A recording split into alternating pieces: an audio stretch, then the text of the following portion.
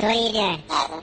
Nothing? Why not? I'm trying to get on this Lifestyle Radio website. Sounds like a cool website. Yeah, it's alright. Oh, wait, I might have it. You might have it. You're listening to Lifestyle Radio. The opinions expressed during this show are those of the individual participants and do not necessarily reflect the opinions of their associated organizations or Lifestyle Radio. Good afternoon and welcome to Pottawa episode 4. I'm your host, Russell Barth, the angriest pothead in Canada. And I'm going to start off the show by mentioning that this episode of Pottawa is brought to you by cannabis growing consultants Braun Solution, providing you with the knowledge to provide for yourself. Anyway, I was thinking about something today. Down in the States, they're having a great big walkout. Teenagers are walking out demanding changes toward gun laws in regards to school violence in regards to guns. And that's a great thing. So right now, as I'm doing this, today, all across the U.S., students are walking out of schools to protest the situation. And they're planning another big one on April 20th to do the same sort of thing. So there's a hashtag, I didn't know at the time, and it's called Walkout420. But I think in Canada, what we should do is that Walkout 420 should be a nationwide student walkout to protest the coming marijuana, quote, legalization, which is not really a legalization at all. It's more like a rejiggering of prohibition. Teens are being used as a political football by cops and politicians and the media. This whole law is being put in place ostensibly to protect them from something or other. And, protect them from marijuana when what they actually need protection from is cops. And this law that if they pass it is not going to do it. And if they don't pass it, things are going to be the same as they are now, which is not great. So, teens, their needs are being ignored. No one's really asking them what they think. And government policy present and proposed in new legislation is going to endanger them. So I urge, as a 420 event organizer, I'm urging other 420 event organizers across the country, try to spread the word from coast to coast to coast. We should be promoting this year's gathering as a nationwide student walkout against prohibition. And it's a Friday afternoon, so that helps. Just take the second half of the day off and just don't go back to class. And, even if you're not a pot user, these laws affect you now and they're going to affect you. And, in a few years, you won't be in high school anymore. You'll be a college student.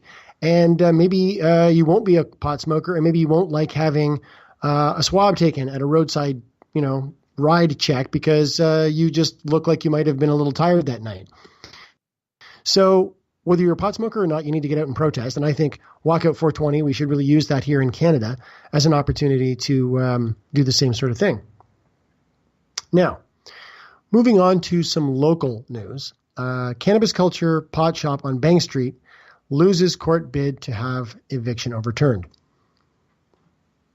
As you might recall, Cannabis Culture got shut down a little while ago, and not because they got shut down by the cops, because they got busted twice and they were open again the next day, but because the landlord decided he didn't want them there anymore.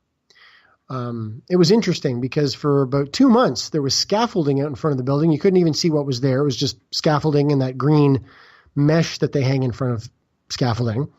And he didn't seem to mind them being there at all. But then once all that was done and the refacing on the front of the building was looking really nice, he decided he didn't want them there anymore. Kicked them out. So this is on Bank Street near Gladstone. And let me just scroll down here a little bit. The Ottawa police went in with the sheriff. And now the thing is, General Manager Greg Gertin said that his belief was at no time had Cannabis Culture conducted illegal activity, which I agree with. The company spent $78,000 renovating the space, which was in poor condition, paid rent on time, and provided a security deposit. And this is all in the court documents. And this landlord just kicked them out. So the court said, nope, too bad, Mr. Gertin, you're not getting back into that building. And that's the end of that. But they're not that daunted. I mean, there's other buildings in town, and they've got a lounge possibly opening up pretty soon. They're preparing one anyway. So we'll see how it goes from there. But that's what happened in terms of Cannabis Culture, which is a bit of a drag because that was a tasty location right in the middle of the gay village. Very cool place to be. And unfortunately, they won't be able to get back there. Now, another thing that's going on is police are hunting 3 suspects in Vanier pot shop holdup. Vanier, for those of you listening from out of town, is a neighborhood. It's an area of Ottawa, and it's one of the wards, and it's probably the poorest ward. It's the lowest economic situation. It's not as bad as people say. It's pretty funky. It's got a vibe. I'll give it that. But it's not the roughest part of town as far as I'm concerned. But anyway, there was a dispensary that got robbed on Montreal Road, just east of Vanier Parkway, and disguised suspects. A black man around 5 feet 9 inches tall, weighing around 180 pounds, and another guy about 5'10", weighing 185. Caucasian man around 190 pounds, 5 feet 8 inches tall. And, they had disguises on, so chances are they're not going to find these guys unless somebody talks. But, that's the kind of thing that's going on. We've got cops investigating dispensary robberies because they haven't got the manpower to investigate and shut down dispensaries, which I think is hilarious. Other interesting thing that's happening, I'm sure you saw this on Twitter or on other Facebook and other social media, the Ontario Cannabis Store. Yeah, the Ontario government this week announced last week, actually, I guess it was Thursday or Friday, announced the Ontario Cannabis Store. And they came out with their logo. Now, first of all, Ontario Cannabis Store is a pretty straightforward name, I guess. They weren't going to call it, Cannerifics or Cantastic or, the Pot Store. These just weren't going to happen. It's funny. I want to get to the logo in a little while, but somebody was slagging them on Facebook going, oh, coming from the government that brought you the beer store, or, names as imaginative as the beer store. A lot of people don't know this, but the origin of the beer store name comes from a movie, a Canadian movie. It used to be called the Brewers Retail, and it was even more boring than it is now. And Bob and Doug McKenzie, Dave Thomas, Rick Moranis, they were doing their movie Strange Brew, and there's a scene where they go to the Brewers Retail to buy beer, and they can't get the beer they want, and that starts their adventure off. But Brewers Retail would have nothing to do with the movie because they realized it was kind of wacky and might not, show a favorable light on the Brewers Retail. So at a cost of something like $65,000, you can look at all this on Wikipedia. They spent a bunch of money and they built a replica of a Brewers Retail, but they couldn't use the name. So they called it the Beer Store, which was a funny joke, right? Because that's what people call Brewers Retail anyway, it's just the beer store. So since then, Brewers Retail started changing a couple of the fronts of their buildings, or they put up a new one. They were like, well, this is a new place. We'll put up at the beer store sign. People will laugh at that. It'll be fun. And then gradually they actually legitimately changed the name to the beer store. So people slagging them saying, oh, it's not imaginative. The beer store is the fun name that came from, Canadian icons Bob and Doug McKenzie to replace the boring drab name Brewers Retail. So when people talk about Ontario Cannabis Store, what did you think they were going to call it? Of course they're going to call it something boring. So, the main reason they're trying to keep it boring is, they're trying to keep it as offensive as they can for, as unoffensive as they can for soccer moms of Ontario, which is ironic because most of them are whacked to the gills on Xanax and Chardonnay half the time. So the idea that they want to, not promote drugs in Ontario is just absolutely absurd. We've got wine stores right in the grocery store. We've got wine kiosks at the end of aisles in some grocery stores. We've got, I grew up in Quebec where, the corner store, the little grocery store, in Quebec they call it dépanneur. They sell beer and wine and like vermouth and stuff right there. And when I was a kid, we used to buy vermouth when I was 14. The guy didn't even care. Like he just sold to us. We were 14. He thought, oh, maybe he's buying it for the adults in his life, whatever. We'd buy a case of beer, 2 bottles of vermouth. It was crazy. So they're calling it the beer store or the pot store, the Ontario Cannabis Store. Sorry. But here's the funny part. For the entire package of the marketing plan and the whole sort of advertising and the logo and everything, they got it from this advertising firm. And they got this logo. And then you should go see it online. You'll have to go look on Twitter. Just type in Ontario Cannabis Store, and you'll find the logo pretty quickly. And it's very thin letters. It's a circle, OCS. And it's very, very nondescript. Now, my wife has a diploma in graphic design, and I studied fine art. So I would look at this and say, if this was the new logo for an SUV, I'd say, this is ridiculous. You realize it's an SUV we're selling, right? If it was a logo for a new line of perfume or jewelry, I'd say, this is pretty nice, elegant, understated. So, but with this in context, in the context of it being the cannabis store, it's just boring. It just looks boring.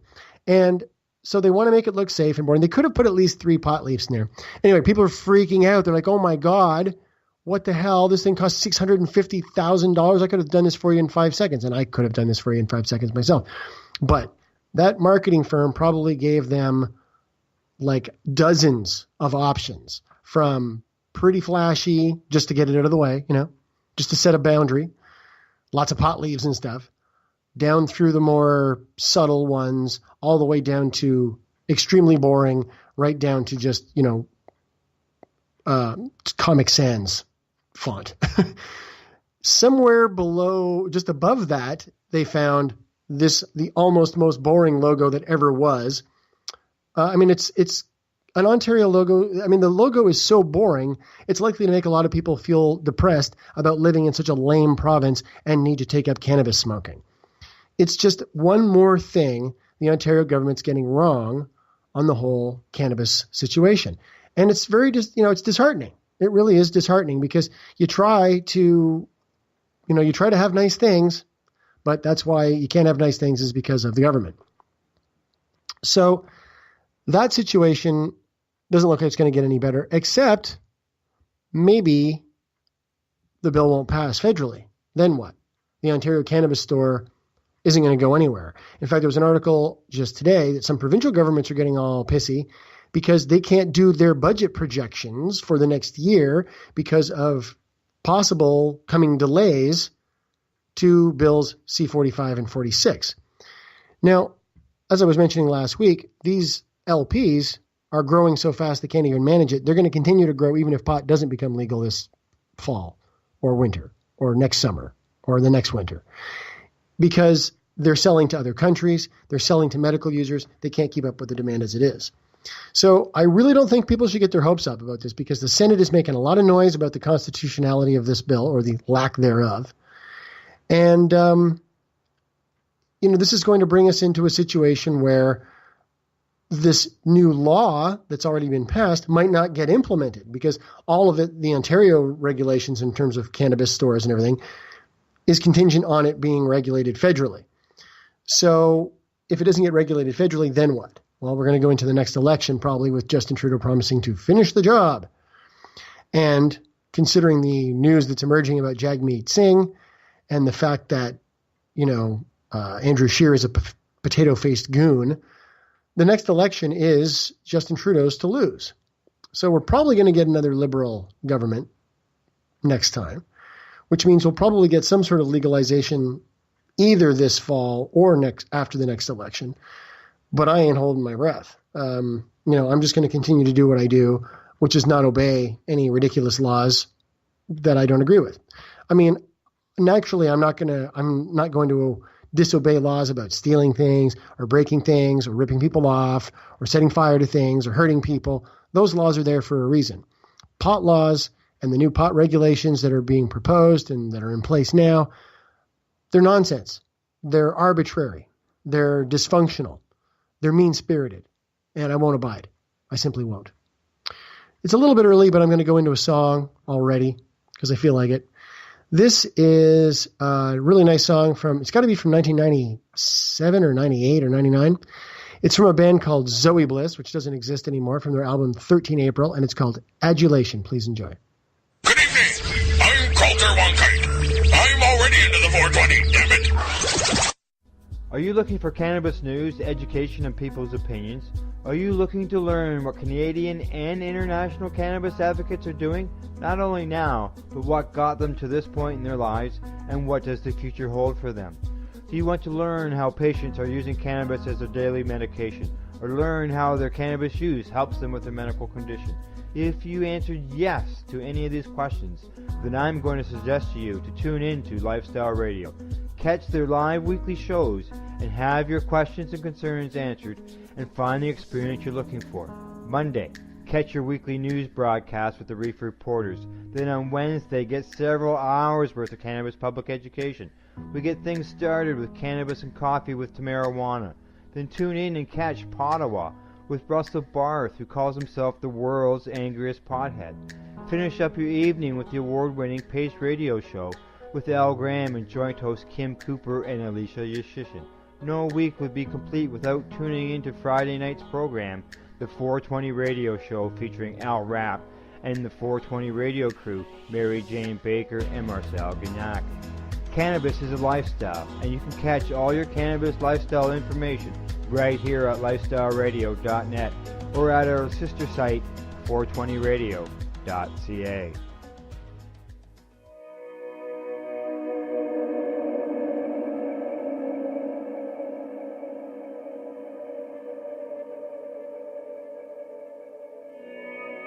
So you think I'm money?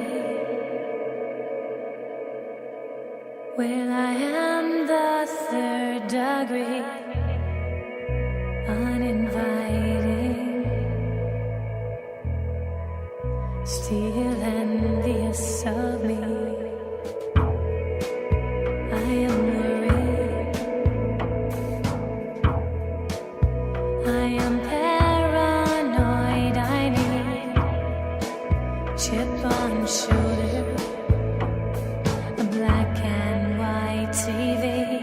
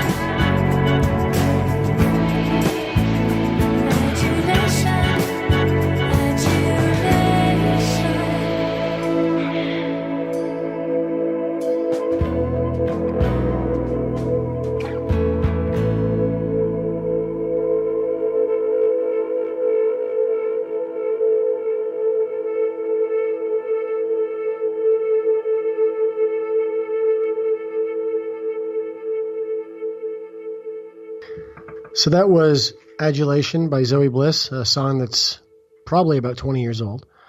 The other interesting news that happened this week is that Doug Ford became the leader of the Conservative Party in Ontario, and he's the guy who is running to be Premier of Ontario to replace Kathleen Wynne.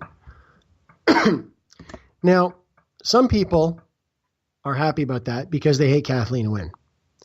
And there's lots of good reasons to hate Kathleen Wynne. Not least of all, her cannabis policies, doing exactly all the things we told them not to do when they consulted with the province and with activists and with, people who matter. And there's the Hydro one. There's all kinds of different reasons to hate Kathleen Wynne. And a lot of people like to slag her because she's a female, or because she's a lesbian, or because she looks maybe like she could be Orville Redenbacher's fraternal twin or something. These reasons, these things don't matter. Policy matters. Who the person is and what the person does is what matters. And Kathleen Wynne is just a bad person who's done bad things. So do we really want to put her back in power in Ontario? Well, the alternatives are, the NDP, which is, I don't know, I'm like a lot of you, I'm a little apprehensive about that. And, of course, the Conservatives with Doug Ford at the helm. Now, I don't like Doug Ford at all because he's a twisted monster, in my opinion.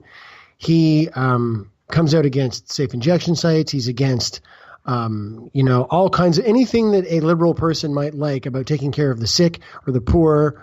Or, he referred to, he said that an autistic, a school that takes care of autistic kids was causing problems in the neighborhood. A parent of an autistic child complained about his behavior, and he's told him to go to hell and accused him of embarking on a jihad. He's a dangerous madman. And all that crazy stuff that went down with his brother Rob Ford and Rob Ford's crack smoking and all kinds of stuff, I've heard some very, very scary stuff about Doug Ford. But it would seem that quite a few people, pot activists, are happy about this because they're happy because Doug Ford says he favors a free market when it comes to cannabis stores. A good example of that would be Alberta. They've got probably one of the best ones, or the best one in Canada. The plan they have is, allowing private enterprise to be, sales distributors of cannabis rather than just the province. Doug Ford says that he feels this is a bad idea for Ontario. The government shouldn't be handling this stuff. He likes free market, blah, blah, free market, blah, blah, free market. He says. Keep in mind that's what Justin Trudeau said when he was campaigning. He said that he was really in favor of dispensaries. He thought the dispensaries were a good thing. Didn't promise to not go after them, and the government's gone after them like crazy. Well, the police and the courts have anyway. But then they act like it's a big deal when they do all the busts, and then they let 300 people who got busted just go. So mainly these busts are shakedowns. So my prediction is, if Doug Ford gets into power, people are going to be crossing their fingers going, yay, maybe he'll free up the pot thing, But there's a good possibility that he won't. Because once he gets talking to cops and corporations and they start lining his pockets in ways that the dispensaries and our lobbyists can't, Lisa Campbell and Abby Roach, they can't go in there and say, hey, Doug, here's a big pile of money. Do what we want you to do. But the LPs can, and the cops can, and a lot of other corporations and big pharma and everything, they all can. So I don't think we can count on Doug Ford to be an ally to the pot people, to the pot nation, to dispensaries, especially considering his track record of being an enemy to gays and lesbians and trans people and the poor and people who are not white and people not from Etobicoke. And, he's a well-known hash dealer from Etobicoke back in the 80s. He flatly denies this, even though it's something everybody talks about like it's just a known thing. like somebody who used to be mayor of the town. Yeah, Doug Ford used to be a big hash dealer. Word is he was a solid dealer. I was reading some posts on Facebook. People said no. I mean, there was always good, clean hash. It wasn't cut. Good prices. No hassle. So maybe that kind of business acumen will be brought forward when it comes to the regulation of cannabis in Ontario. Remember, we're the biggest economy in Canada. We're like a third of the population. So it's not like we're just one province. We're 1/10 of the province or 1/12 of the province or 1/12 of 1/10 of the country. We're 1/3 of the country. What happens here happens to a third of Canada. So we need to be really careful who we elect. Andrea Horwath and the NDP, they voted with the Liberals on this stupid legislation with their 40 stores and then 150 over 2 years and all this crap. They could have abstained. They could have voted against it. It would have passed anyway because the Liberals have a majority, but they voted with it. They went along with it. So the NDP, for all of their pros, they have one big con, which is they went along with this stupid con of the Liberal government. And this is what really bothers me, is that it's hard to get through to the public just how messed up this is, that this is gaslighting, that the government's not just lying to us. They're trying to make the public think they're crazy for thinking what they think. It's preposterous and evil and cynical, and the media are just kind of going along with it. However, with this Senate thing, and this is really tasty, the media in Canada is now in the unenviable position of having to spin their story how dangerous pot is with no actual facts to back it up. The actual facts are that states where pot has been legalized, there's been basically no change in road fatalities or accidents in general. So the assertion that pot is going to be a big danger to the roads in terms of impairment isn't supported by any fact. So the media now has to report that senators are saying that this is one of the things holding it up, that this is one of the reasons why it's not passing so quickly. But the cops are like, oh, pot's really impairing. It's even more impairing than alcohol sometimes, and blah, blah, blah. And the media typically just regurgitates whatever these cops say without any hesitation, without any fact checking, without any kind of contextualization of what the cop is saying. But now they're stuck having to explain to the public why the Senate isn't passing the bill. And the Senate is going, well, there's no data to support this one way or the other. The government is saying, well, we have to put all these restrictions and 2 nanograms, the slightest bit of pot in your blood, and you're considered impaired and you're facing a fine or maybe even jail. But there's no science to back it up. So the media is like, oh, shit, we got to tell people that now. Oh, no. Oh, Christ, we got to tell them. So, poor reporters now, between the alcohol and the caffeine, the brains are addled enough. Now they got to figure out how to do this, tell the public the truth while still trying to scare them. So I'm sure they'll come up with something. They've been really, they've been practicing for 90 years. They've got a lot, just, a trove, a deep well of experience to draw from in terms of bamboozling the public and propagandizing and making pot seem a lot more dangerous than it actually is. So just buck up, kiddos. I'm sure you'll manage to get through. But back to Doug Ford. Does anybody really think this guy is going to be a friend to pot people? I mean, he got in there because he made a bunch of promises to extremely right-wing evangelicals, right? He wants to take away some abortion rights in Canada. He wants to or in Ontario. He wants to, repeal the sex ed curriculum where kids learn about, things like consent at an early age and all this type of stuff. So he's pandered to the rightest of the right, the worst of the worst.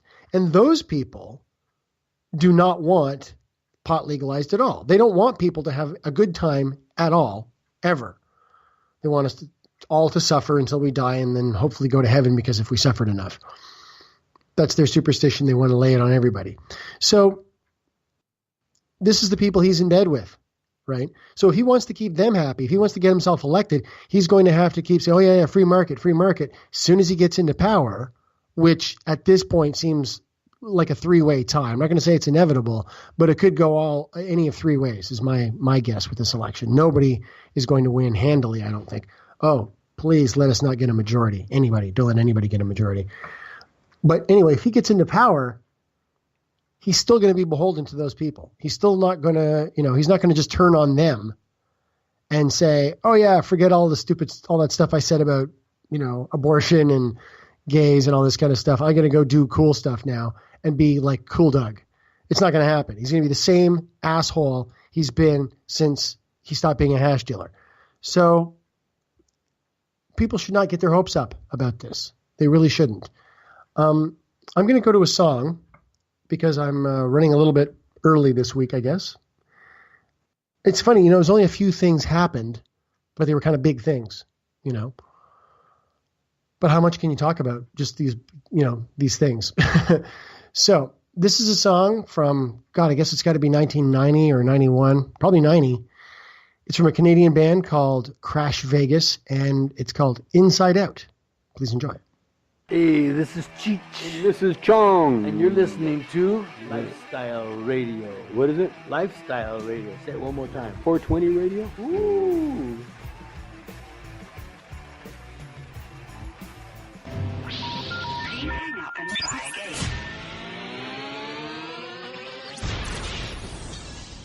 You're listening to Lifestyle Radio.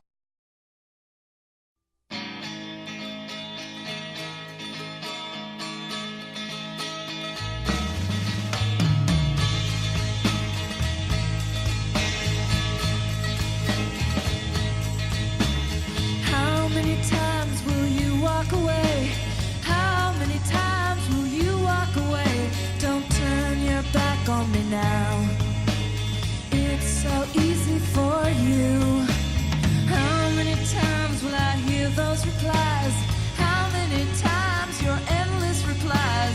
While you're sitting so cool, as everything crumbles around you.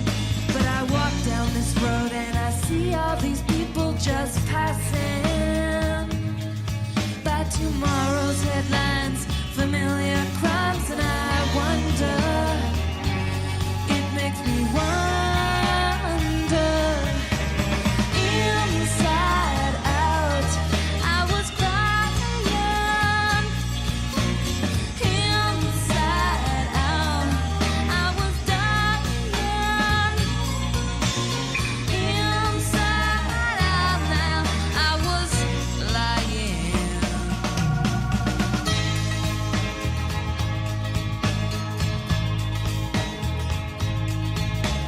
How many times will the river run dry? How many times must this river run dry? Your excuses are brittle and thin. As you sit in the Garden of Eden, you sound crazy, I've got lots to learn. The world will do fine without my concern. As your poison falls from the sky, smile for the camera like something divine. Scares me to think of the trick with the mirror. 'Cause when some things change, they change forever.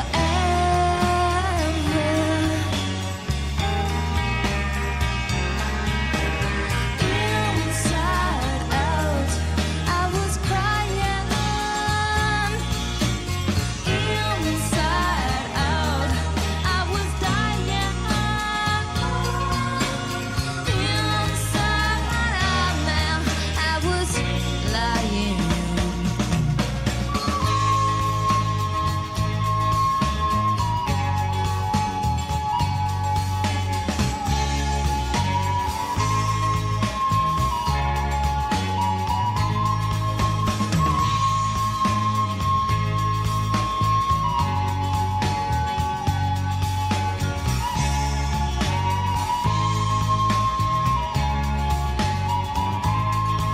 But I walk down this road and I see all these people just passing by tomorrow's headlines, familiar crimes, and I wonder.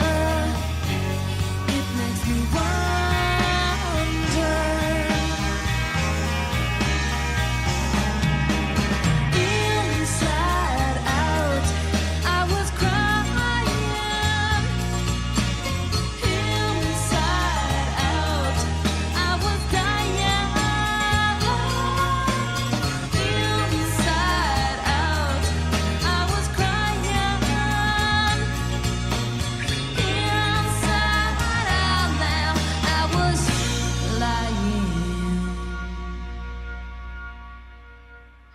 Thank you. I'm back. Here we are. I hope you had a good 420 this afternoon. Again, for those who didn't catch it last week, Ottawa 420 is a go. We're definitely having something. As far as we know so far, we're not going to have a stage or a band playing. We can't really broadcast anything or have like speakers and stuff. But there's definitely going to be a gathering. It's definitely going to be on Parliament Hill, but we only get the west half of the lawn. At this point, all of this, the permission was given and everything on the assumption that it could be canceled as soon as that morning before. That at any time, the construction guys could say, yep, okay, just go put that over on the lawn because they're commandeering the lawn. So hopefully 420 is going to go ahead. If not, we're going to have a huge crowd of people out on the street in Wellington in front of Parliament Hill, I guess. I wanted to talk about a couple of things. There's this dispensary documentary called Dispensed With. And you should go check out the Indiegogo page. If you just go to Indiegogo.com and then type in Dispensed With, I'm sure you'll find it. And they need some money to get this movie finished. It's about how important dispensaries are. It's a documentary about dispensaries and what they do and how important they are. And hopefully it'll help, get the government to think straight about it and get the public to, rally behind them a little more. Right now, they're only being used by the public, tens of thousands of people, but still that's only about 12% of the population. So overall, 12% of the population are pot users. So go check out that page, try to throw some money at it, try to help out because it's a worthy cause. So moving on to the next thing, more things that could stop legalization from happening. Just the other day, the UN once again cautioned Canada and Uruguay about legalizing pot. Said they don't like the idea. We're standing in violation of treaties and so forth. So who knows? Maybe Canada will use that as an excuse to delay or otherwise not pass the bill. I kind of hope it doesn't pass, actually. A lot of people are happy. Chris Goodwin, he's a well-known activist, impresario in Toronto. Him and I disagree, not angrily, kind of like the way people disagree about who's going to win a Super Bowl game or something like that. He's like, no, the arrests are going to drop from 80,000 down to 800 in the first year. And I think, nope, they're going to increase. They're going to be, a few hundred more every month than the month before. Cops are going to spend a lot of time making a big show of how they're enforcing these laws until enough people complain about the fact that other things aren't being taken care of. And it'll sort of scare everybody into knowing what the rules are about don't smoke here and don't toke there and don't vape there and you can't have this and you can't have that and just do it at home unless you rent. And then after a year or so, maybe things will settle. But it's on the roads. That's where they're going to just catch people and be like fish in a barrel. And people in Canada are mainly sheep. They're very obedient and they'll be willing to hand over their saliva or their urine or whatever cops ask for because they're trained to obey cops. I think I mentioned this before. If you get pulled over, no matter what the infraction, you should probably just look through the window, open it a crack and say, lawyer, and don't move until a lawyer shows up. Make them use the jaws of life to pull you out of that car. The other thing that could slow things down here is NAFTA. You see, the U.S., presidented by cocaine madman Donald Trump, he doesn't like legalized pot. He's got his little Elmer Fudd guy, Jeff Sessions, leaning on states to delegalize, and he's given prosecutors the right and the jurisdiction to go after, legal sellers and purveyors and growers of pot in states where it's legal, like Colorado and California now. So if we want to keep having a amicable financial trade agreement with our largest trading partner to the south, our largest trading partner at all, where 80% of our trade happens across our border, we may have to kiss their ass on this pot thing, at least until Trump is indicted and Pence is indicted and they have a new election and get a proper president and have to sort it out. But I mean, I don't want to be a doomslinger here. I just want to make sure people don't get too disappointed if things go badly. I mean, I'll be the first one to say, yep, I was wrong. I was totally wrong, and I'm glad it went wrong. I'm glad it went this way. I'm here. I want legalization. I want freedom. I'm not going to be like, yeah, C-45 didn't pass. I'll be like, okay, well, that happened. Now another thing's going to happen. I'm not going to get happy if any of my predictions of doom come true. Don't get me wrong on this. So I'm just trying to caution people, caution the Pot Nation, because I tried to caution people when Justin Trudeau first mentioned legalizing pot. I tried to caution people during the election, and it all came true. That the legalization that's coming is more complicated and crazy than the prohibition we have now. It's legalization in name only, and this is something I was right about. I'm wrong about a lot of stuff, but I'm right about a lot of stuff. So I think it's going to be another 2 or 3 years. I think it's going to be after the next election. The next government is going to retool C-45, give it a new name, keep all of the stuff that they did already and not have to go through all the committees and blah, blah, blah. They're going to keep all that and then just try to push it through again. And then it'll be amended. By that point, the culture will shift more because it'll be 3 years. A lot's happened in the past 3 years. Imagine what's going to happen in the next 3 years, culturally, socially, in regards to cannabis. It's exploding across the world like video games did in the 70s and 80s. So, see, this is the thing. I've watched these cultural shifts happen in my lifetime. A lot of people my age, if you're, between 45 and 55, you might remember how a skateboard was just a stupid little thing that some kids had. And then all of a sudden, all these kids had skateboards. Everybody had skateboards, and they get these acrylic wheels and these plastic boards and these different kinds of boards. And then boards got wider, and they got this weird grippy stuff on them. And skateboarding exploded into popular culture across the whole world. And I was a little kid. I was there as it happened. I was part of that little explosion. Out living on my paved rural cottage road in Choisy, Quebec. We were practicing skateboarding. We had little home-built ramps. I had a home-built ramp in our backyard. Man, we practiced and practiced. Some other kids in the neighborhood broke into this gymnasium down at the Boy Scout camp. It was closed in the winter, of course. They didn't even plow it out properly. So they snuck in, and we were skateboarding in the gymnasium. And they built a stage out of those little vaulting horses things, boxes with the pads on top. It was crazy. So I've watched these different things: video games, computers, cable TV, VHS, cell phones, the internet. I've watched all these things go from nothing to commonplace in people's lives. Stuff that we can't live without now, like cell phones and emails and stuff like that. We're like, oh yeah, these are cool. But 20 years ago, 30 years ago, 40 years ago, it was like a dream. It was some weirdo in a lab was thinking up things that we could have that were futuristic, and now we have iPads.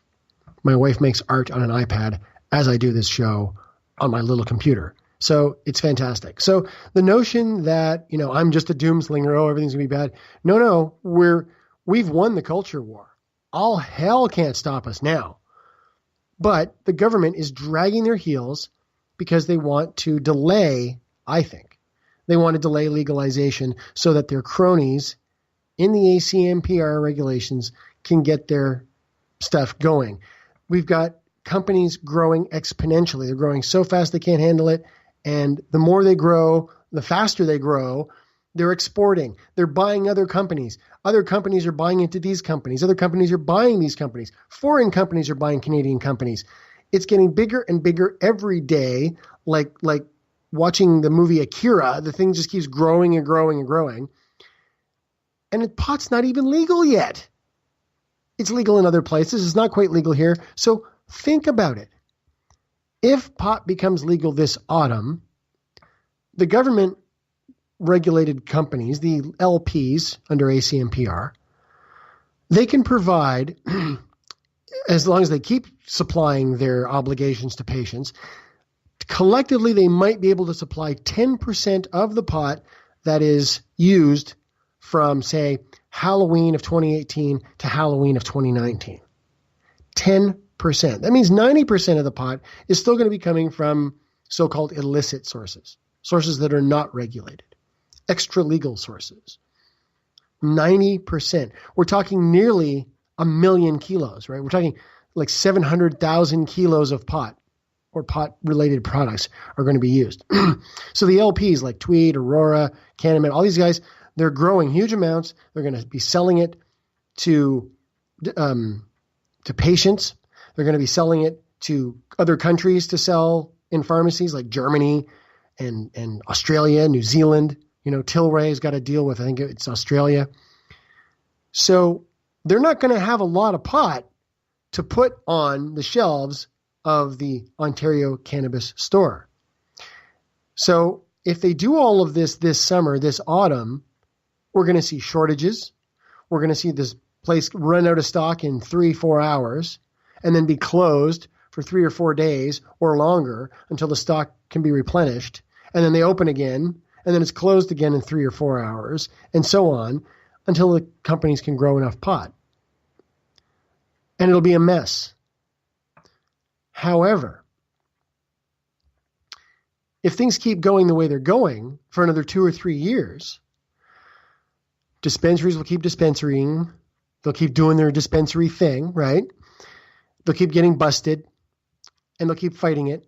And there's already court cases sitting right now, challenges being fought in court as we speak, to try and fight these regulations and legitimize the dispensaries.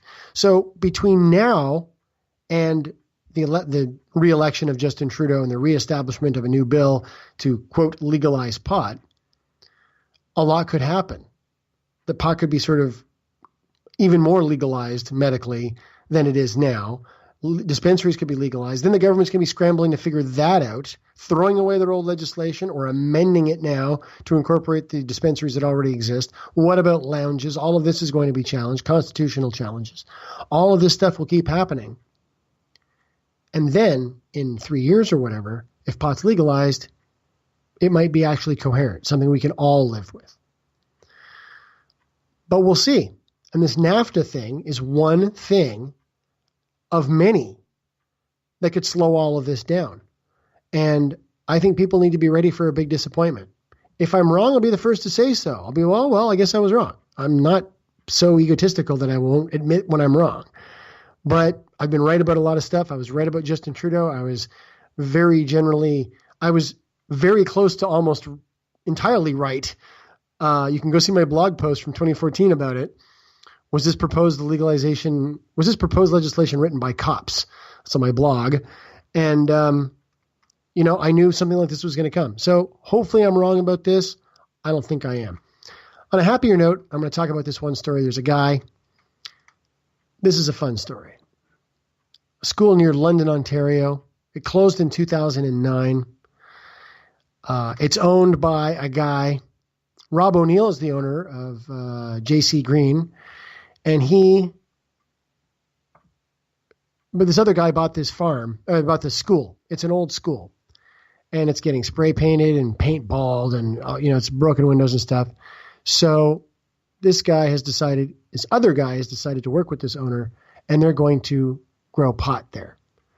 They're going to, separate all the rooms up into grow rooms and stuff. And let me just find the place. Leesboro Centre Public School in Thorndale, Ontario. Used to be a central public school. It's one of these things, it's not very big. It looks like it's about an acre of land or an acre of square footage. And it's pretty cool. The other thing that's cool about it is it's not some other big company coming in. Like it's not, Tilray or Canopy or Tweed or somebody coming in and doing this. It's a local guy. It's local money. He's going to grow. He's going to hire local people. And hopefully, Canopy or Aurora or somebody's not going to come along and make him an offer he can't refuse, and it's going to be handed over and get the signs changed and the personnel changed from local people getting paid a good wage to temporary foreign workers getting paid slave wage, because that is what some of these companies are doing and what some of them will continue to do if the regulations don't change. But it's good news. This guy's starting a new thing for his little town, Thorndale, Ontario, and, it's still ACMPR, but I'm not going to shit on all the ACMPR growers because some of them are really good people who are trying to do some really good things inside a completely messed up system and putting the patient first. And hopefully these guys will do well. Anyway, that's about all I have for the show. I'm going to wrap it up with a song, very cool song. This is kind of upbeat. It's from a band called The Creeps. They sound, sorry about that. Sorry. They sound like they were around in 1964 to 1966, but this album is actually it's from Enjoy the Creeps from 1983 or 84, I think it is. They're just called The Creeps, and this is She's Gone. Anyway, until next week, remember, only slaves obey. Good night. So what are you doing? Nothing. Nothing? Why not? Trying to get on this Lifestyle Radio website. Sounds like a cool website. Yeah, it's alright. Oh, wait, I might have it. You might have it. You're listening to Lifestyle Radio.